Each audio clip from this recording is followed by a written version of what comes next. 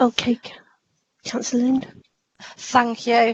Hello everybody and welcome to the first meeting of Children and Young People's Scrutiny Review Board for this municipal year. I'm going to go through some housekeeping rules, but first I'll pass you over to Lindsay so we can have a quick roll call of who's in the meeting, if that's okay. Thank you, Lindsay. Yeah, no worries. Okay, at the meeting tonight we've got the Chair, who's Councillor Lind, Councillor Testro, Councillor Cuss, Councillor Patterson, Councillor Hazelgrave and Councillor McChrystal. We have two parent governors, Chris Hulse, who's a school parent governor, Stephen Grundy, again a school parent governor, and we have Tracy Churchill, who is an observer and is due to become a co-op team member. We've got the Mayor, Connie Spencer, and the Youth Mayor is unavailable to attend tonight, unfortunately. Sends her apologies.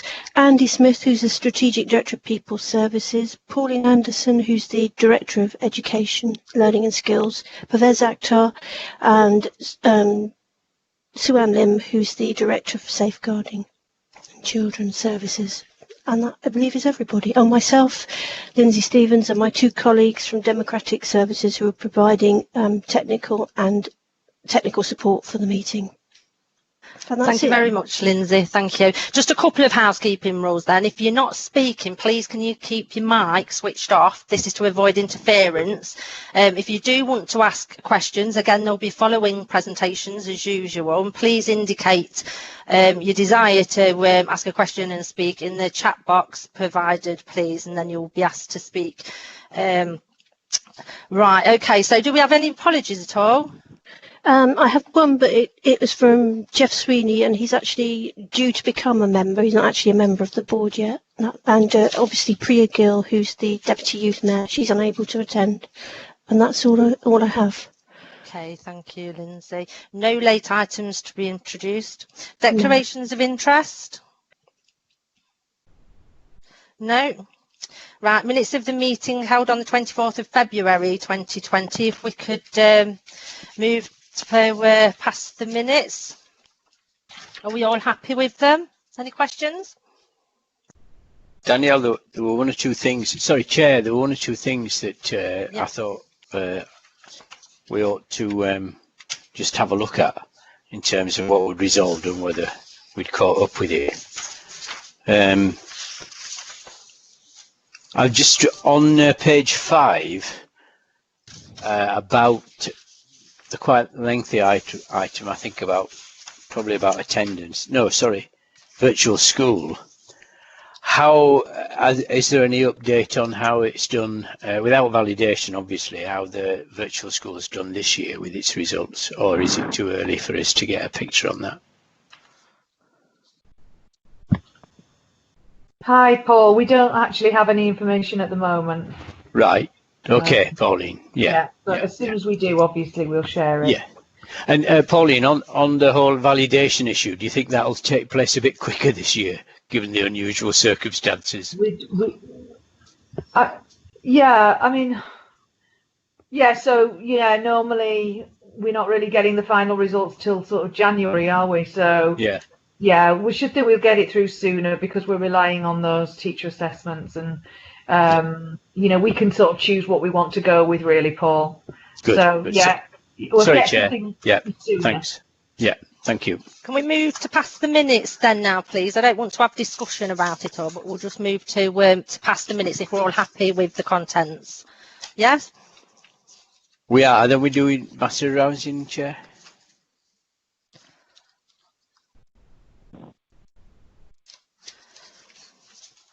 Right, so Chair, sorry, I'll move that they're a true record. Right, okay. Thank you very much. Thank you, Councillor Hazelgrave. Anybody else? Everybody else happy with that? I'll take silence as yes. We're happy? Great. Right. No comment then.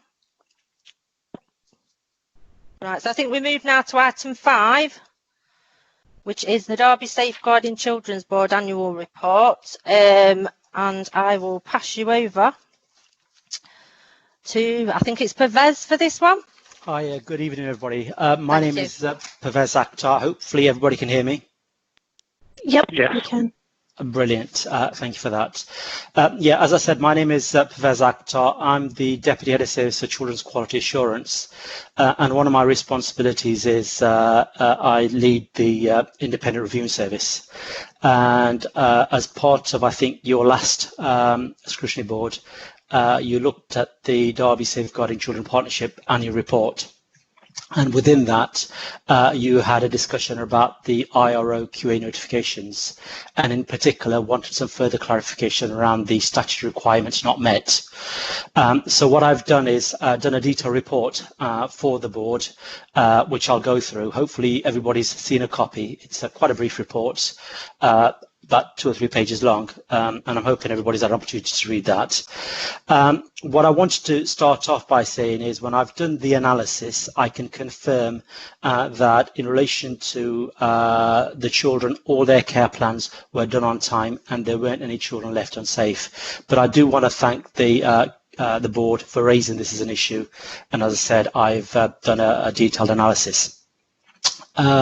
In particular, the board wanted me to focus on the statutory requirements not met, QA notifications in 2018-19, and there were 59 of those in that year. There were well over 1,200 reviews, and we had, I think, 544 children in care. 544 children in care that year as well. So, you know, there's lots of reviews done and lots of meetings. So out of those 59 statutory requirements not met QA notifications, what I've done is I've investigated those and looked at each one and actually categorized those 59 into a number of categories. 17 out of those 59 QA notifications were arising when the young person wasn't visited by the social worker within timescales. I've looked at this in more detail, and there was one instance where the social worker was off and the child couldn't be visited. And in other instances, when the visit was undertaken, but it was late. Every young person who comes into care has a requirement to be visited. There's statutory timescales in relation to that, and those vary depending on the circumstances for that child when they've come in, how long they've been in care, what kind of placement they're at. But I can confirm that in relation to the reviews were undertaken for each of those children and they weren't affected in any way. Many of those visits were also undertaken, but just slightly later than when they should have. In some instances, 1 or 2 days after, but it nevertheless is classified as a late visit, and the IRO would have undertaken a QA notification in relation to that. The next area that I identified, there were 30 formal QA notifications for review paperwork that wasn't completed within timescales. As an IRO service, we have a requirement that social workers complete their review paperwork, which comprises of a review arrangements and a care plan 3 days prior to the review. This is in order that the IRO gets that paperwork and is able to prepare and plan for the review. So it gives them an opportunity to look at what the key issues are. And on 30 instances, this wasn't done, prompting the IRO to raise a formal QA notification. What I can confirm to the board is that in all those occasions, the review did go ahead and was completed to a good standard. In many cases, for many young people, the IRO is the most stable professional involved in their care. So in many instances, the IRO knows the young person very well, knows their care plan, knows their circumstances, and as I said, the reviews were completed on time and to a good standard as well. There were 6 QA notifications when a social worker wasn't able to attend the statutory review. I've not been able to break down the exact reasons for that, but usually the main reason for this is when a social worker has suddenly gone off sick and the team hasn't been able to organise cover due to the short notice or short nature of the situation and the unplanned situation. But again, I can confirm that all the reviews went ahead as the IRO had sufficient knowledge of the child and the care plan as well. There were 6 instances when the IRO service was not informed in appropriate timescales that the young person had come into care. The statutory requirement, certainly the guidance in terms of the IRO handbook, is that the IRO service should be notified within 2 days, so within 48 hours of a child coming into care, and then it's my responsibility to then allocate an IRO within 5 working days. So we had 6 instances when, for whatever reason, the IRO service wasn't informed that the child had come into care. Again, I can confirm that, in relation to the reviews being undertaken, reviews were undertaken. In some situations, this may have resulted in the review being late, because when a child comes into care, it is a requirement for us to undertake the review within 20 working days. So if we get a late notification, that impacts on our ability to undertake the review within timescales.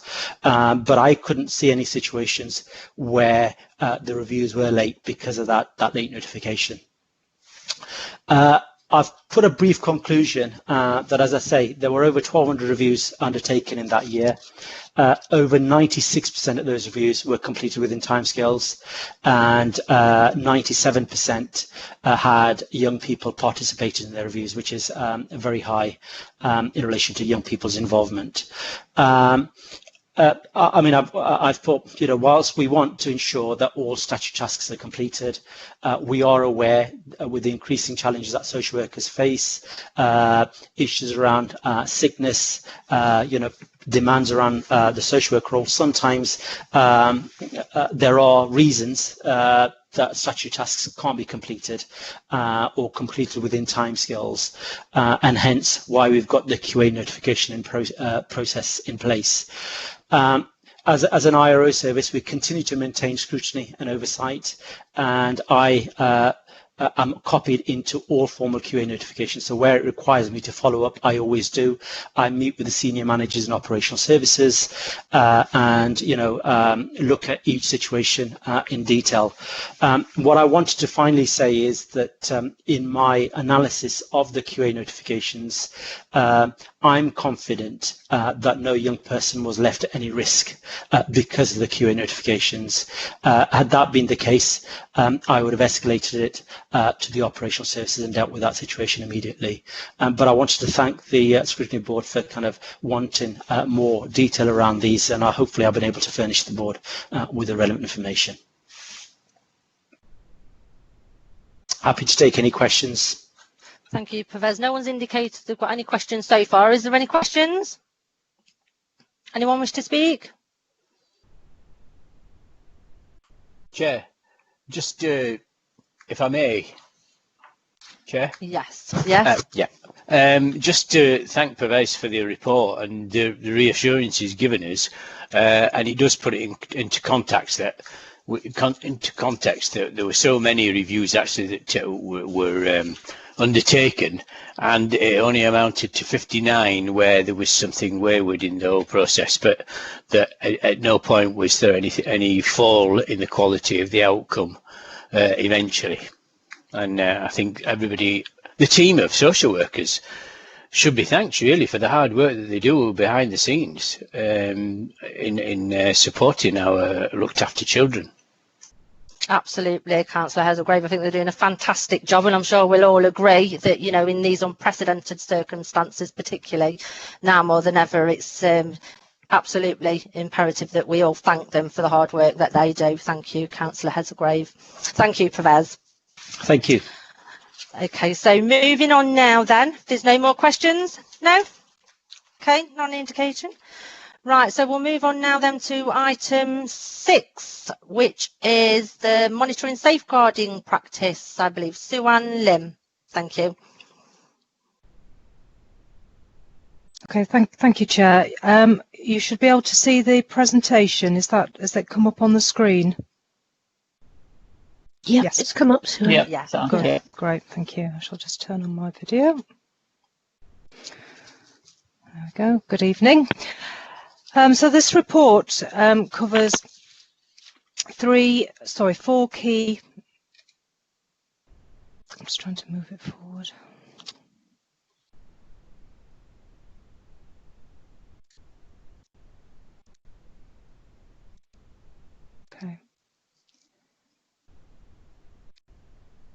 Okay, so this report covers 4 key areas to our response to COVID and monitoring safeguarding practice. So I'll be covering our initial response back in March, which does seem a long time ago now, our overall performance and quality that's been maintained during COVID, issues around our future demand, and then covering our delivery model and recovery plans. Okay, so our response to COVID back in March had to be balanced with our legal duties under the Care Act to continue to absolutely safeguard and protect the welfare of children versus the need to transform our service delivery model within a very, very short space of time. In terms of our response to emergency planning, both across my service by my managers, but also across the council, there was an excellent response in terms of meeting that particular challenge, and we were able to put very swiftly into place immediate risk and safety processes for both our staff and our families. And to put this into context, within early help and children's social care, I have over 700 staff who had to move from a predominantly office-based environment to that of working from home. So what helped us? Well, we were particularly prioritised by the council for appropriate IT equipment. And suitable mechanisms so that practitioners and frontline could do their work, and this really worked well. And to our credit, the council's IT department worked absolutely tirelessly to ensure all relevant staff had what they needed over a very, very short space of time. So I would like to acknowledge that. Not everybody, though, did go to work from home, because given our statutory needs, there were and there has remained throughout COVID the need to have physical child protection duty teams who were and are still based within office environments. So we've had a child protection team within each of the 3 locality areas across the city, and we've also had our reception service and multi-agency safeguarding hub based at the council house, and they were there. And they've been there and present all the way throughout COVID and are still there. In terms of ensuring that all of our cases were safe, we undertook a risk assessment, again over a very short period of time, on every single case, and we have approximately 3,500 cases open to us across the service, and a decision was made and then ratified by a manager to either undertake contact virtually or to maintain physical contact. And it wasn't necessarily just those particular services in terms of remaining with contact. We had a number of other services that remained open. So our children's homes remained open, and also 2 of our children's centres, but they weren't just necessarily public facing. They were there to help the community hubs with food parcels, etc. So sections 4.5 to 4.17 outline both the breadth and diversity of the services within early help and their different responses during COVID. And a particular note is 4.11 around our care leavers. All contact was maintained with our care leavers, but we know that this particular group, not dissimilar to others, but actually care leavers are absolutely susceptible to isolation, and that was the case more so pre-COVID, but absolutely exacerbated for this cohort during COVID itself. all of our care leavers have a personal advisor, and we know that they know their young people very well. And where we did identify such concerns as mental health, SEND, or being an unaccompanied asylum seeker, all of those visits where those children have been young people have been particularly vulnerable have been undertaken face to face. And we've worked with a whole range of partners to ensure that contact is maintained and services and support is delivered and any risks are managed. And there's a couple of case examples that I've put at the end at 4.228. Which outline just a case scenario. Okay, so we also had a lot of scrutiny from Department of Education, not just in terms of asking for data, but they also provided a supportive mechanism at the beginning of COVID by providing a set of easements called flexibilities. And they provided a range of up to 10 changes to legislation that social care services could implement to support service delivery. And that was called the Adoption and Children Coronavirus Amendment Regulations 2020. So it just rolls off the tongue. These were all set out in a cabinet paper on the 8th of June, and approval was agreed for the Strategic Director of People, the Director of Children's Service, to make the decisions where necessary regarding any easements that were needed to support frontline delivery. However, things have moved on because they were going to be in place until the 24th of September. Given that we haven't, particularly in Derby, we haven't exercised many of those flexibilities. Most of my services are pretty much full on and haven't necessarily stopped in any way, shape or form. They've just changed the delivery mechanism. This has been reflected nationally also. So when it comes to that review at the end of September, most of those proposals that went to Cabinet will fall away, but there will be 3 that remain from the 25th of September, and those will be to do with visits, to continue the virtual or the physical visits, to have that flexibility.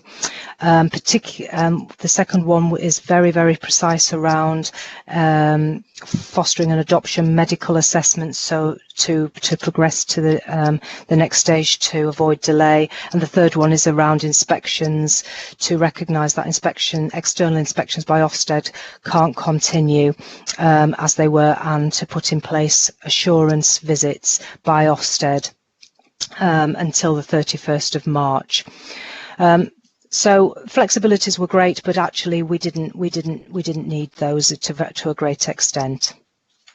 Okay, so next, in terms of governance arrangements, the report is outlined at 4.4. The management overview arrangements were really robust from the start of COVID, and sufficiently detailed enough that during those first few critical months there was an absolute golden thread right through from the chief executive right down to the to frontline social work, and those meetings were in the form of strategic coordination groups, which fed into tactical coordination. There were risk logs and daily meetings, of which any risk within the organisation was swiftly communicated up and down the chain, and it actually worked incredibly well in terms of effective communication. But clearly there were also other forms of of management oversight. So I was initially having daily meetings with my heads of service, and they were having daily meetings with their managers, and that then reduced to 3 times a week and then weekly, and we maintained that weekly. But there was a lot of communication and a lot of oversight in terms of what was happening, and things were very, very dynamic, but actually very, very effective. I suppose to give a bit of an indication really of the activity at its height in sort of April and May time, our service undertook, I've got it here, to about 2,455 contacts were made, which include our care leavers, of which 1,611 were actual physical contacts to children. So social workers were incredibly busy, and then 1,065 of those were virtual contacts, so over the phone or virtual link. Direct visits continued throughout and still continue. We had about, at the beginning, there was an initial concern around families initially refusing us contact into homes, but that only amounted to 40 in the end. And where that happened, they were escalated very quickly, and they were either put into the necessary child protection arrangements or the repeated visits, and it would all depend on the risk that that family presented and whether the social worker felt that that child was in need. But other than that, business continued as normal, and we had some excellent working with partners, really close relationships that developed with schools particularly. Pauline and I worked very, very closely, and so did our managers, to help ensure that those children, either on a child protection plan, those who looked after, or those were children in need, and that were not attending school, there was effective communication between our organisations and really good relationships established between individual schools and social workers. So that worked really well. And overarching, there was lots of work done with strategically with our safeguarding partnership, the Derbyshire and Derby Safeguarding Partnership, which again helped pull together communications. Okay. So in terms of performance and quality, we again established monitoring systems very early at the start of COVID, particularly around our front door and the referral activity into the local authority. So we had weekly dashboards outlining all sorts of information regarding who was referring, which partner, to what prevalence, etc. And that was absolutely invaluable for senior leaders to be able to monitor what the levels of activity actually were.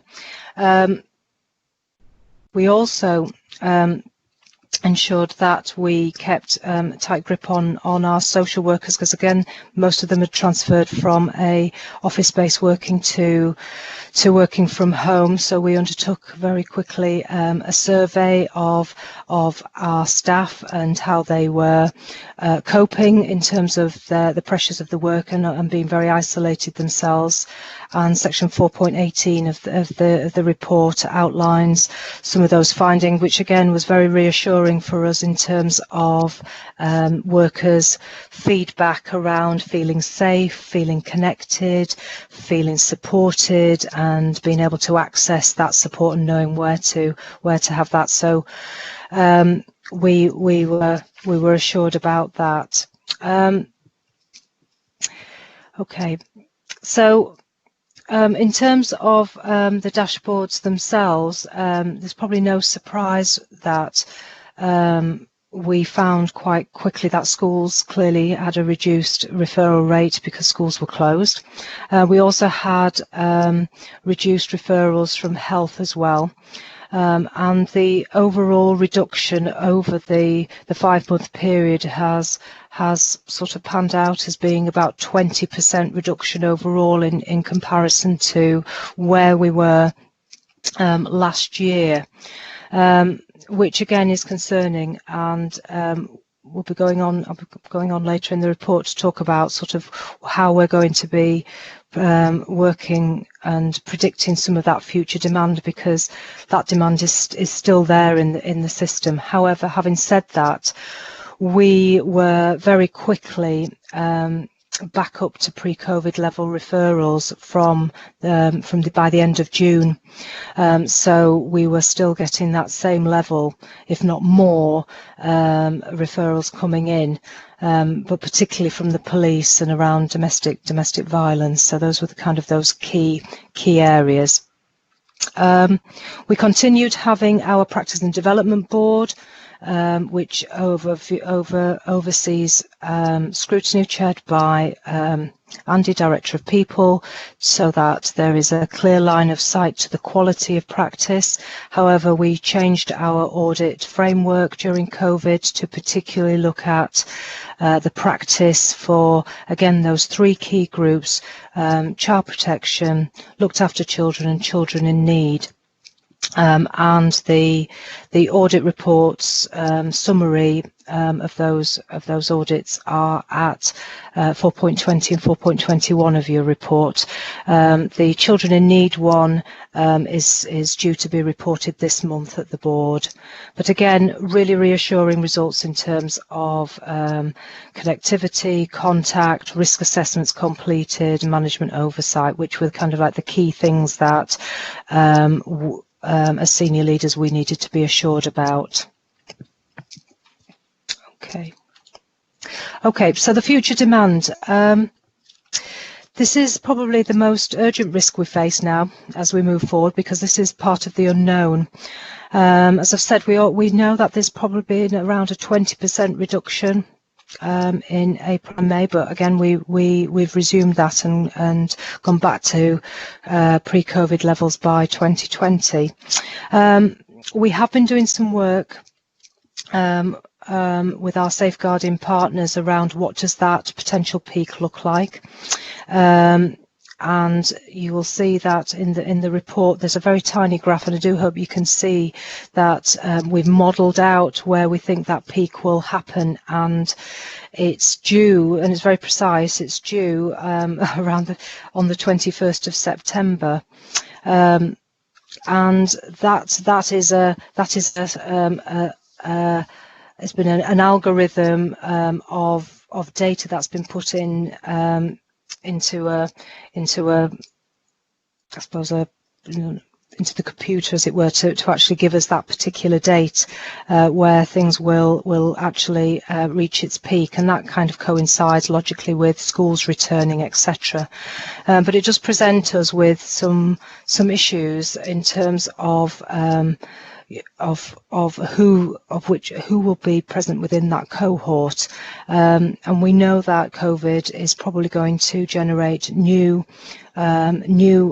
cohorts of children and families that possibly weren't presenting to us before COVID, and that will be to do with new concerns within the community, such as increased poverty and homelessness, worklessness, etc.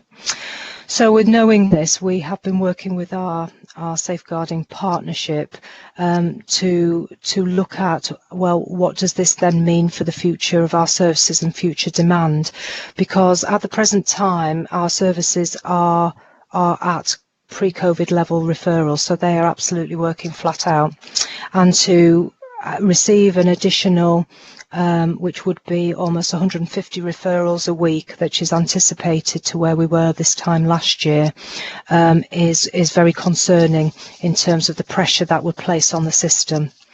So we are looking at, along with part of the COVID recovery plans, which the Strategic Director of People is leading, what else can we do in terms of catching some of that early intervention, those families that are showing emerging needs before they need to escalate into safeguarding concerns and then come into the local authority. So we've got at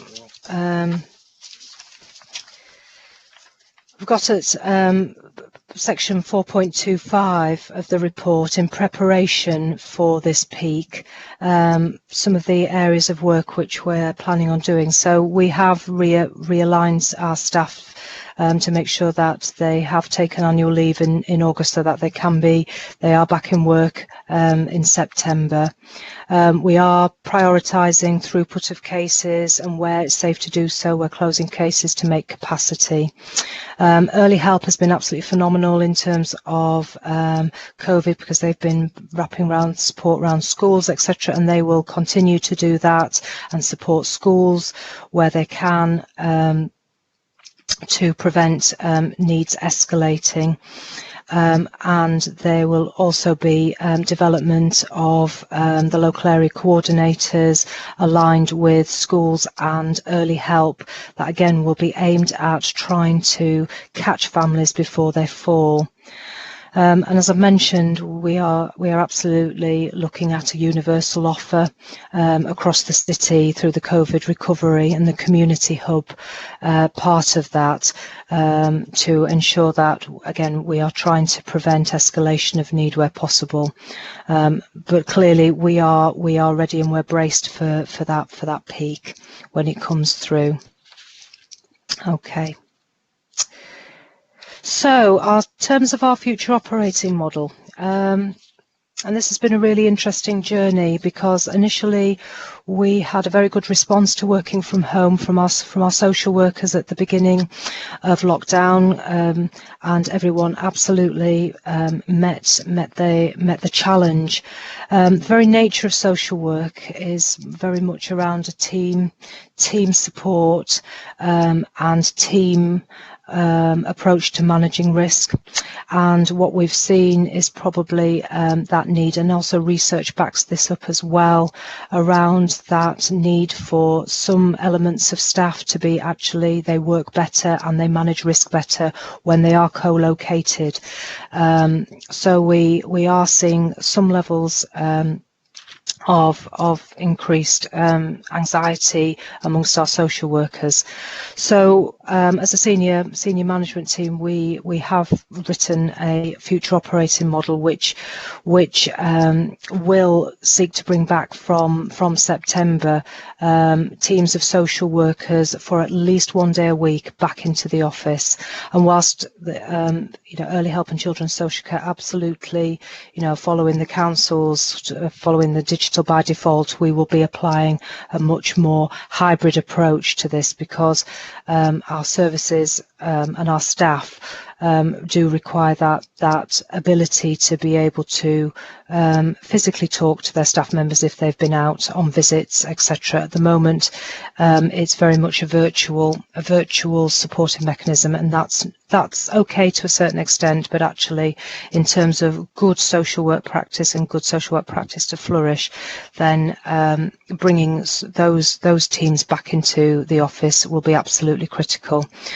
So we have got a plan in place for that, and all the risk assessments are done on the available offices, and those offices are currently being unlocked, etc., to cater for our staff coming back.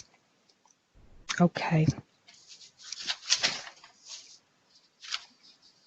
So in terms of covering the key highlights of monitoring safeguarding over COVID, that covers those 4 sections. So I'm really happy to take any questions from the. Do we have any questions? Nobody's indicated they wish to speak so far. Right, okay. So I'd like to ask then, are fostering inquiries beginning to pick up at all, Sue-Ann? They are indeed, and that's Fantastic. really, that's really well, because they did dip in the first couple of months. We had a really excellent last fostering event that was virtual, and we had something like about 45, 50 people on that virtual recruitment event. So yes, we're absolutely seeing that increase, and sad to say, but there are some opportunities during COVID for people maybe at a crossroads in their careers, to actually consider an alternative career in fostering. So we are absolutely capitalising on that, and strengthening our reach and our social media approach, and really looking to any avenues that could promote the opportunity of fostering. But yes, inquiries have gone up, so that's really good news. Fantastic. Okay, if we have no further questions, I'd just, first of all, I'd like to thank you, Sue-Ann. I think yourself and Andy have been instrumental in the fantastic work you've done to retain and keep children's services, keep them running in unprecedented times. And I know that's been a very difficult feat for many services across the country and other local authorities. But the work you've done, particularly in children's services in Derby City, is commendable. Thank you to both of you. Thank you, Chair. That's really appreciated. Thank you. Right, so if there's no further questions, then I'll move on to the next item, which is appointment of co-opted members. Lindsay, can I pass that over to you, please?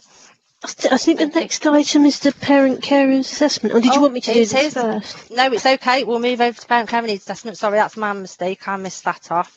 So, right.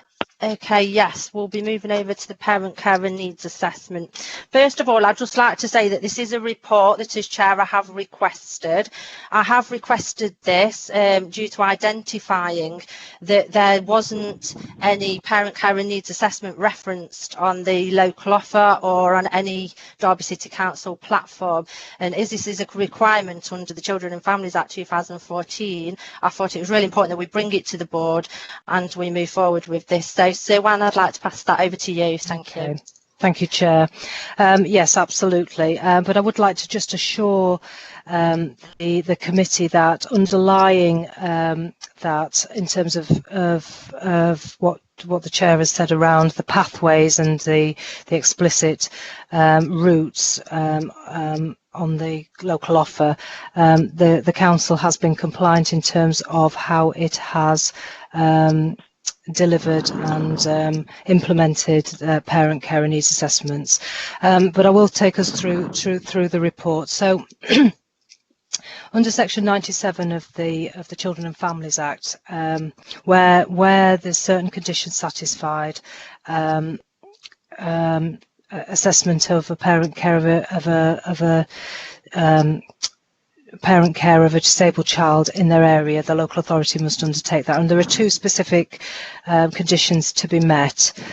Where it appears to the local authority that the parent carer may have needs for support, or the local authority receives a request for a support, and the second condition is that where the local authority is satisfied that the disabled child and family and persons for whom they provide for are met under section 17. So Derby's current position is that where we are required to carry out a parent carer needs assessment, the local authority can do that through a number of means. They can have a separate assessment, or they can combine an assessment with an existing assessment if that is being done. And that is the current position of Derby City Council, that we combine parents' needs assessments within the child's assessment, the family assessment, which is called the single assessment, in order to meet the legal duties. And there have been on occasions where parents have asked for a standalone assessment, and where that has happened, we have commissioned those from adult services. However, the overriding issue that the Chair makes is correct, that the transparency for parents to understand how those referrals are taken and in what format needs to be explicit on our website. And whilst they are undertaken, and whilst They are within, it is within our policy. The pathway isn't explicit on the website. So the recommendations are to ensure that those pathways are explicit, so that parents are able to identify how those referrals and assessments are going to be undertaken, and that where we have those assessments undertaken within our single assessment, that's clearly headed so that can be easily identifiable to parents, that this is their section around parents, because their needs are assessed. And subject to approval today, to take forward those two recommendations, that a project group of parents and officers co-produce that pathway and publish the process by January. We will need to do some electronic adjustments to our system to get the forms done, but we feel confident that this is a fairly short piece of work, and we will be able to get this turned around. The supporting information outlines all the legal context. So again, happy to take any questions. Okay, thank you, Sawan. Does anybody wish to speak? Chair, it's Paul Hazelgrave. Right, okay, yeah. Sorry, you hadn't indicated on the chat. I know, I keep forgetting to do that. My apologies. Chair, I think it's important that we do have this and that it's all explicit on the website. One issue that I've found in the past, because I've been on a deaf liaison committee where members of the deaf community liaise with the council staff to ensure that they get the best service possible, is that things getting translated to the section of the council website do need some careful planning to make sure they're accessible by deaf people. And I'd get Anne Webster on board as soon as possible so that things can get underway, because it does take a long time sometimes. Now, I also I had a quick look at the stuff about what's called young carers, which are people under 18 who are carers of their parents. Yeah, and they obviously under 18 are in compulsory education, and they have to balance between being a carer for their parents and obviously their time in school. And they obviously, we want to make sure that they get the best out of their education in those circumstances. And I just wondered if we could have a look in tandem with parent carer needs assessments, how we deal with young carer assessments and needs assessments, but that's clearly something for the board to decide. Yes. In relation to the parent carer needs assessments, that's very specific. So this is in relation to parent carer needs assessment of for SEND specifically. So I mean, absolutely. I mean, I'm with you there, Paul. I mean, sorry, Councillor Hazelgrave. I think we do need to look at young carers, absolutely. The council does have a very good policy in relation to young carers. However, I think it is probably due for a review, absolutely. And I think we'll come to that later when we come to the topic review, if that's okay. So what I'd like to do at the moment is ask if the board will resolve to send the recommendations as they are to Council Cabinet from Children and Young People's Board, please. I'll second that, Chair. Thank you. Anybody disagree? Are we all happy to do that? If you're not happy, please speak up now. Okay, that's unanimous then. Thank you. Lindsay, Chair, can we send the recommendations to Council Cabinet? Thank you very much. Yes, of course. Okay, thank you. Okay, so moving on now. So we are on the appointment of co-optive members now, Lindsay. Thank you very much. Thank you. Okay, I'll introduce this one. The purpose of the report is to obtain the board's endorsement of the appointment of 2 replacement co-opted members representing the Catholic and other faiths to join the board. Council will then be asked to approve these appointments at their next meeting, which I believe is the 23rd of September. I draw the board's attention to paragraph 1.1, where we have 8 co-opted members that can be appointed to the board to take part in discussion on education matters. 3 are directly appointed and nominated faith reps, and there are between 2 to 5 parent governors that can also be appointed. Paragraphs 1.3 and 1.4 of the report outline the circumstances of the resignation of the rep from the Catholic diocese and his replacement, who the diocese have nominated Tracy Churchill, who's the executive head teacher at St Joseph's Catholic Voluntary Academy, to replace Chris. A further resignation was received on the 21st of January from the co-opted member for Other Faith, Ruth Richardson. Ruth was also appointed for a 4-year term, which ended on the 1st of January 22. The Multi-Faith Centre have nominated Graham Sweeney, the interim director of the Multi-Faith Centre, to replace Ruth. So the report asks the board to approve recommendations 2.1 to 2.3 of this report. And that's basically it. I'm open to questions. No questions? Okay, thank you. Can we move the recommendations then to council, please? Certainly. For appointment. Yes, we all I'll have to move certainly that? second that. Yep. Absolutely. Nobody against? Okay, thank you. Also, I'd like to thank Chris and Ruth once again. I believe we have wrote to them as a board and thank them for the time and contribution that they've made to the board. Absolutely. Thank you very much.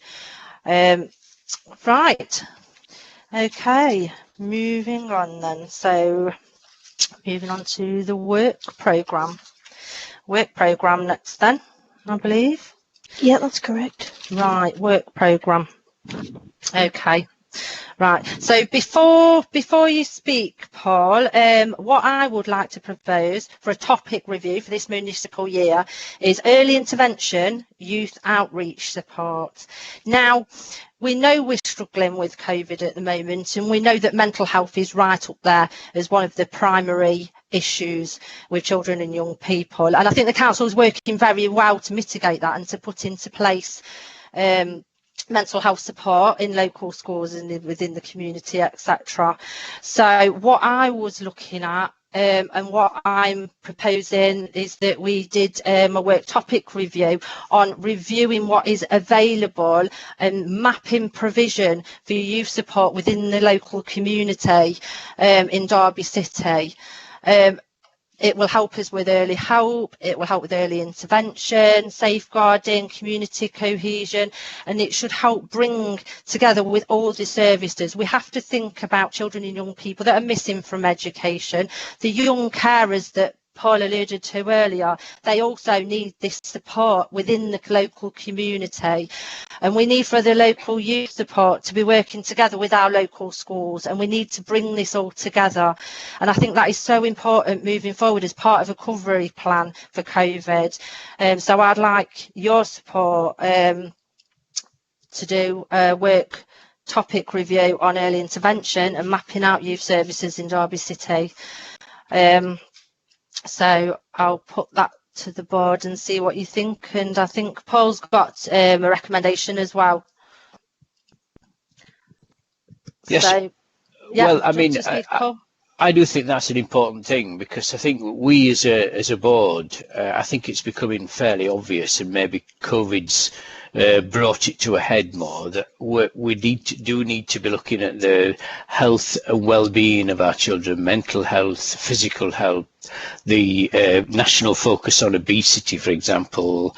Last year, you remember, I asked if we could look at child obesity in the city. There have been reports, and I think it's there's no data for it, but a general impression by teachers that quite a few children have put a lot of weight on over the time they've been out of school, and that needs to be looked at. I do think this idea of looking at what we offer youth around the city and how we work with the voluntary sector and get some coordination is really important, particularly as I fear there may be a rise in unemployment and possibly youth unemployment.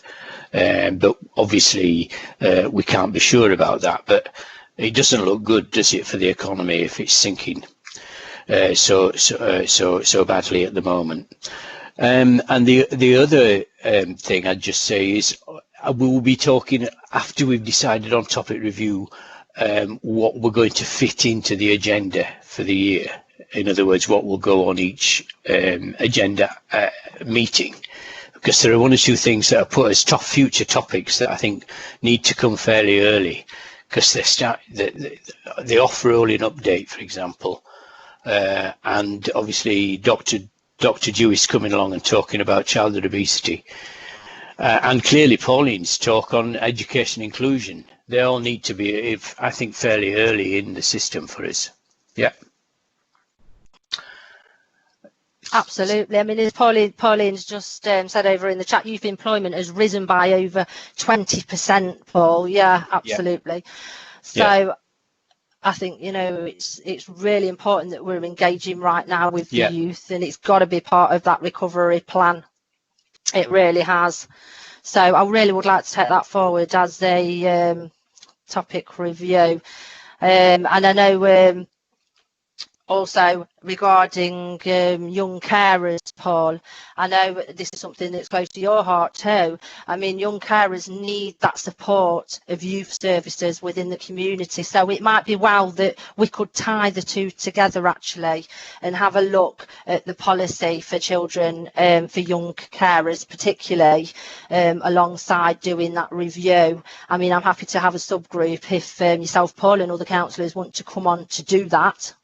Yeah, well, I think that's a good idea, Chair, and it gives us a chance to have a look at what offer we currently have and how we might be able to supplement that offer through the voluntary sector and working with businesses and the entertainment industry in the city. I know that's on its knees at the moment, but hopefully that'll kind of resurrect itself at some point.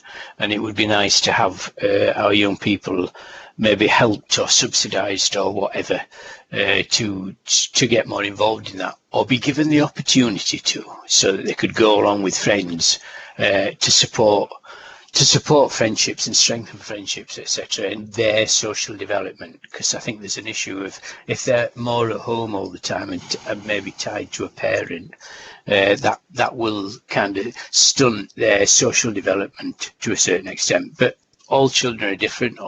All parents who are disabled are different, so we can't make a hard and fast rule. Yeah, can I just bring Andy in at this point? I think Andy would like to say something. Andy? Yeah, thanks Danielle, thanks Chair.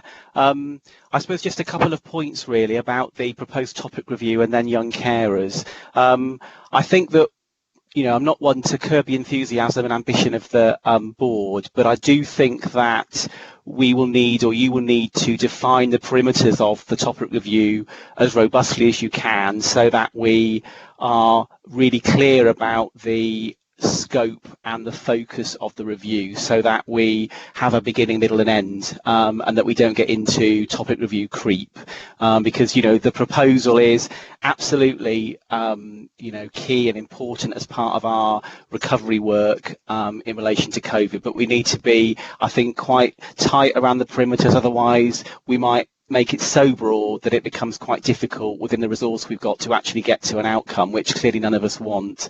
We want to get to a point where it's adding value to the work we're doing with children and families and young people in the city. So I get that's the first point. And in my experience, topic reviews are always more effective when we've got a kind of, you know, a robust and smart set of objectives. The other point, Paul and Danielle, is just in relation to young carers. I think we need to keep young carers separate from the topic review, because they are very different issues with different policies and different statutory responsibilities of local government and maybe the wider voluntary and community sector. I mean, my proposal in effort of trying to be helpful is whether, as part of the review of the work programme, we bring a report to the committee on the work we do with young carers, because actually we've got a really good positive story to tell there. We have a a robust and well-developed young carers strategy that sits within Suan's service in early help. It's statutory under the 1989 Children Act, and we've got a really good track record of working with young carers, and I'm sure in any report that comes here we could also talk about not just what we do but also some of the lived experiences that our young carers have as well, because we do have ways in which we engage with our young carers as part of our support to them. And then once you receive that report, if there is any further issues or areas you'd want us to explore, then that could be considered by the committee. But that might be the starting point, and it might just then make the topic review more manageable within the kind of resource we've got, and to keep it really sharp and focused. I hope that's helpful. Yeah, Andy, I think we agree. Yeah, I agree. I think it'd be really good to have that youth support review as a topic review, and then bring the young carers report as a separate item, because actually once we've reviewed that provision, that can feed in from there in any case, can't it, into the respective any concerns. So that's absolutely fine. So if we're all happy with that, then if anybody isn't, please speak up. No? Everyone's happy to go ahead with the topic review and topic item, agenda item. Right. Okay. Gosh, I think that's it. Unless I've missed anything. Chair, were we going to have a look at where we were going to place the future topics bit of the topic review tabling, to see where they could be fitting? I know we have a heavy programme, but we do, and to be fair, things might get moved around as and when, to be fair. Right. So, it depends what's pressing and what's coming up at that time. What was you thinking? Where was you thinking to put it, Councillor Hazelgrave? Where were you looking at? I know obviously COVID will have thrown off the childhood obesity strategy, but I think it would be worthwhile knowing what progress was made, because obviously we need to pick up with that with some urgency, and maybe widen the scope of it. Obviously the CCG, is it the CCG or the Derby, it's not about being part of the local area rather than just the local authority. But we do need to get our act together and start intervening, I think. And I personally think the off-rolling update needs to come to us, because, they're back in school now, young people. They've missed a lot of schooling. We certainly don't want the bad practice of young people, at 15, 16, suddenly ending up being quietly removed from the books, because it's not on as a way to deal with our young people. Absolutely, and I think SEND inclusion is a really important one that should have come to us in summer. So that really does need to come to us. So I do have that in mind, and I hope to get them on the programme as soon as possible. We could perhaps I'd like to put the SEND inclusion one in October, and then the obesity one in December then, Paul, if you'd be happy with that. I agree, Chair. Yeah. Fantastic. Thank you. Any more comments? No? Okay, thank you everybody for attending the meeting this evening. It was nice to see you all, and I hope to see you all again soon. Thank you very much. Thank you. Take care. Bye-bye.